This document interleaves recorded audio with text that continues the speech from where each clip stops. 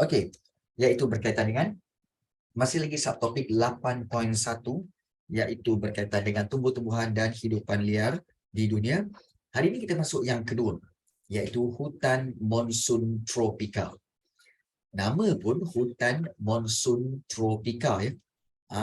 Iaitu hutan monsun tropika ini tumbuh di kawasan di negara-negara seperti di India, Sri Lanka, Bangladesh, Filipina, Myanmar, Thailand dan juga Laos. Di mana hutan monsun tropika ni dia punya signifikan dia adalah dia ada musim kering dan musim hujan yang nyata. Maknanya kalau musim panas tu memang panas betul. Kalau musim hujan tu memang hujan betul-betul. Dan contoh kawasan hutan monsun tropika di dunia ini adalah seperti di India, seperti di Bangalore, Myanmar seperti hutan di Mandalay dan juga di Yangon, di Thailand seperti Nakhon Ratchasima dan juga Kanchanaburi, serta di Sri Lanka iaitu Taman Negara Yala. Ini adalah hutan-hutan monsun tropika. Okey. Dan apakah ciri-ciri tumbuhan dia? Kita tengok ciri tumbuhan dia. Tumbuhan-tumbuhan bukan Sri Lanka sebenarnya ni ini sebenarnya merujuk kepada kawasan iaitu di Sri Lanka. Sebenarnya Sri Lanka, bukan Sri Lanka Sri Lanka. Sri Lanka, dia salah ejaan tu. Dia salah ejaan buku teks pun ada salah ejaan ya. Ya ada. Ada Baik. Ciri-ciri tumbuhan semula jadi ini, tumbuh-tumbuhan ini terdiri daripada tumbuh-tumbuhan yang berkayu keras. Tumbuhan yang berkayu keras seperti pokok jati, pokok penaga, cendana, pokok jelutong, pokok buluh dan juga rotan. Kalau sekali kita perhatikan, pokok-pokok ini macam sama yang ada di Malaysia, iaitu hutan khatulistiwa. Dia lebih kurang sama pokok dia. Dan pokok-pokok dalam hutan ini tumbuh antara 20 hingga 30 meter tinggi dia dan mempunyai daun-daun pokok yang banyak dan lebar untuk mendapatkan cahaya matahari. Dan hujung daun dia itu berbentuk tirus. Tirus tu maksudnya hujung daun tu berbentuk yang muncung macam tu. Dia berbentuk, daun-daun dia berbentuk muncung macam tu. Tapi hutan dia jarang. Jarang dan kelihatan berlapis-lapis tetapi tidak begitu nyata. Maksudnya cikgu? Maksudnya begini. Nampak tak? Hutan dia jarang. Kalau kita lihat hutan dia, kalau kamu perhatikan, pokok-pokok dia di bawah tu bersih. Bersih, tak ada banyak pokok kat bawah tu. Tak ada banyak pokok kat bawah tu. Jadi dia hutan dia jarang. Dan kelihatan berlapis-lapis tetapi tidak begitu nyata. Ada pokok jati, ada pokok buluh dan juga ada binatang seperti monyet. Monyet memang ada lah. Even di Malaysia pun ada. Kan? Dan kalau kita lihat juga, pelancong boleh menemui, ini salah satu info boleh menemui salah satu bunga terbesar di dunia iaitu Rafflesia. Rafflesia Curry iaitu di Taman Negara Khao Sok iaitu di Thailand. Inilah dia. Kalau kita lihat kawasan-kawasan hutan monsun tropika. Sri Lanka, India, Bangladesh, Myanmar, Thailand. Juga di Vietnam. So ini adalah hutan-hutan monsun tropika. Filipina dan juga di bahagian iaitu Pulau Jawa. Perasan tak kamu bahawa kalau kamu perhatikan betul-betul, iaitu dia lebih kurang hampir dekat dengan monsun tropika. Dan hutan-hutan ini terdapat di kawasan seperti inilah. Banyak terdapat di kawasan ini dipanggil hutan monsun tropika. Di antara garisan Sartani dengan garisan Khatulistiwa. Cuma di kawasan daripada sini dan sampai sini, okey, ini adalah hutan khatulistiwa. Hutan khatulistiwa, yang di atas di bawah tu pula, okey, lebih kepada hutan monsun tropika. Itu, ya. Dan antara binatang yang lain yang ada ialah buaya. Okey. Dan juga harimau Bengal. Harimau Bengal ni antara harimau yang besar. Dan kebanyakan haiwan di kawasan ini daripada haiwan yang berbulu nipis. Kulitnya berkedut dan bersaiz besar. Buaya darat ke tu cikgu? Tak. Bukan. Buaya darat tungkau. Bukan, Ryan. Buaya darat tungkau. Okey. Okey. Itu buaya betul. Okey, itu buaya betul. Okey, baik. Dan kalau kita lihat haiwan seperti rusa dan gajah terdapat di lapisan lantai hutan, dan di lapisan lantai hutan atas hutan pula terdapat monyet dan pelbagai burung, serta terdapat juga haiwan jenis karnivor seperti harimau Bengal, ular dan juga buaya. Memang ini adalah binatang-binatang yang terdapat di kawasan hutan monsun tropika. Okey, baik.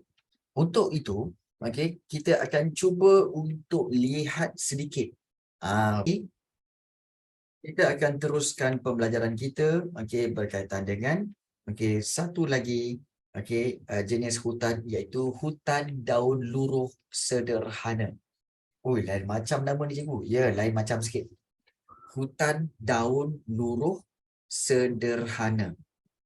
Dan kawasan hutan daun luruh sederhana ini meliputi kawasan di Amerika Utara. Yang ini. Ini memang banyaklah. Okey. Dan juga di Jepun, juga di New Zealand, serta di Amerika Selatan, serta di Eropah Barat, Korea Selatan dan juga Australia. Contoh kawasan hutan daun luruh sederhana di dunia ini adalah seperti di Australia, iaitu di Tasmania, di Eropah Barat, iaitu di negara-negara seperti di Scotland, Ireland, Jerman, di Kanada seperti di Southwestern Ontario, dan juga di Korea Selatan seperti di Seryangje dan juga Gyeongsangnam. Itu kawasan hutan daun luruh yang kita tengoklah, seperti di Kanada di sini, kemudian juga di kawasan sebelah Mexico, lautan Chile di sini. Begitu juga di selatan Chile kat sini. Ini kawasan hutan daun luruh. Ya, daun luruh. Dan ciri-ciri tumbuhan dia, pokok daun luruh ini mempunyai daun yang nipis. Ya, daun yang nipis dan juga lembut. Daun dia nipis, daun dia lembut. Batang pokok dia mempunyai kulit tebal. Batang pokok dia tu, batang pokok dia yang ini ni, yang ini batang dia ni, mempunyai kulit yang tebal untuk mengurangkan transpirasi semasa musim sejuk. Apa itu transpirasi, cikgu? Transpirasi ini bermaksud kehilangan air. Untuk mengurangkan kehilangan air melalui liang-liang seni, liang-liang kecil pada permukaan tumbuhan. Jadi untuk kurangkan kehilangan air, maka kalau kita lihat, batang-batang pokok dia mempunyai kulit yang tebal.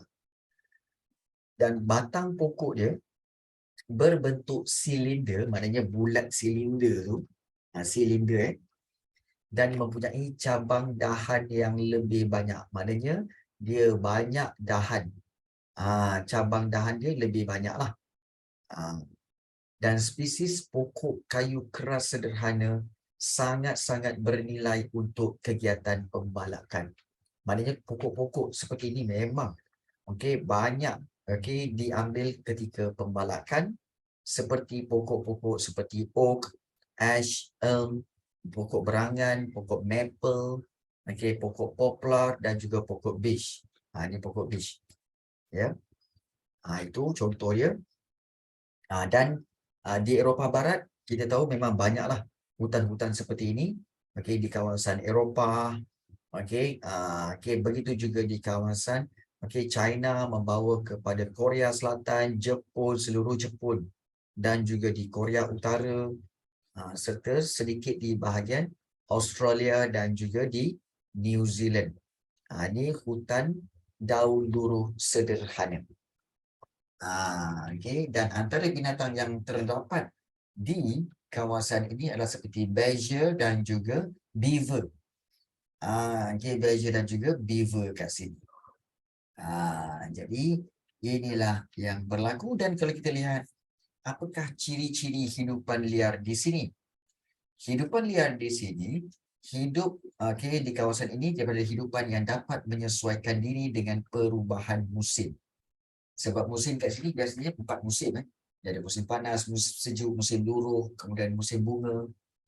Sesetengah hidupan liar seperti chipmunk akan berhijrah ataupun berhibernasi. Hibernasi ni apa?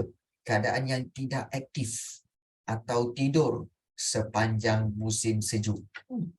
Hibernasi. Tidur sepanjang musim sejuk. Macam korang aja. Ni korang ni tidur hibernasi Okey. Korang ni mengantuk mentang-mentang sejuk. Wah, mengambil kesempatan untuk tidur. Hibernasi ke? Ah, yeah. Decision? Tidur ke? Mardia Soleha, maybe. Kan Ari Kishan dah mengaku. Alia Khairina, Ryan. Okay. Hazin, Kavya. No. Okay. Nick Dina. Raja. Okay, baik, bagus. Aina Soha. Izakil, Utaya. Okay, dalam mood apa ni? Mood nak start hibernasi ke? In between ya. Dah agak dah korang. Memang korang mengantuk lah ni. Okay. Memang mengantuk lah tu. Okay. Baik. Okay. Nak memulakan hibernasi. Okay Ain. Baik Ain. Baik. Contoh hidupan liar yang terdapat dalam hutan daun luruh sederhana ini adalah seperti white letter hasrig, lesser purple emperor, rusa, badger, tupai merah, beaver dan juga musang merah. Dan hidupan liar jenis burung adalah seperti burung belatuk hitam dan juga burung hantu. Burung hantu. Baik. Okey. Tak lengkap rasanya kalau kita tidak melawat kawasan ini. Okey. Jom kita melawat kawasan-kawasan ini.